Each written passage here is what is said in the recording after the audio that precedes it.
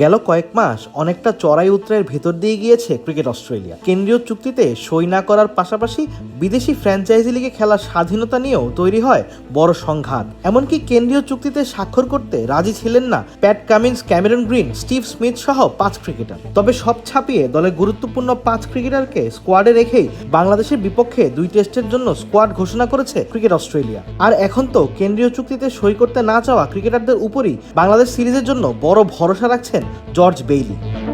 অস্ট্রেলিয়ার প্রধান নির্বাচক আসন্ন সিরিজে দলটির তুরুপের তাস হিসেবে দেখছেন স্টিভ স্মিথকে। নানা জটিলতায় যে স্মিথের বাংলাদেশ সিরিজে খেলারই কথা ছিল না, সেই স্মিথ তো খেলছেনই, উল্টো দলের সবথেকে আস্থাবান ক্রিকেটারও তিনি, এমনটাই জানিয়েছেন বেইলি।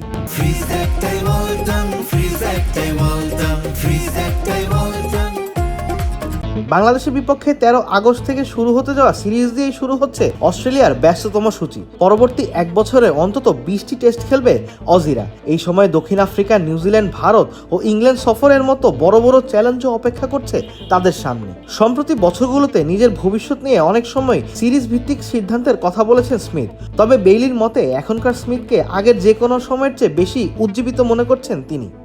গত কয়েক মাসে ওর সঙ্গে যত কথা হয়েছে তাতে মনে হয়েছে সামনে থাকা সুযোগ এবং চ্যালেঞ্জ নিতে সে এতটা রোমাঞ্চিত এবং উদ্দীপ্ত আগে কখনোই ছিল না।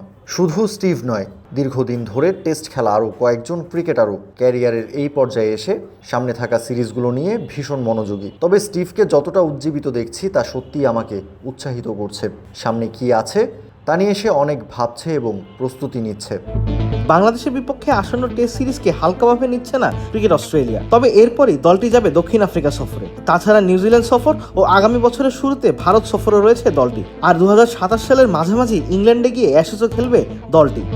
আর সব মিলিয়ে আসন্ন সিরিজগুলো অস্ট্রেলিয়ার জন্য চ্যালেঞ্জিং হয়ে উঠতে পারে বলে মনে করেন বেইলি।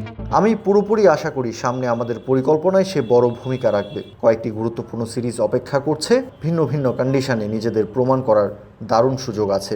আমার মনে হয় এটি সবার জন্যই রোমাঞ্চকর, বিশেষ করে স্টিভের জন্য।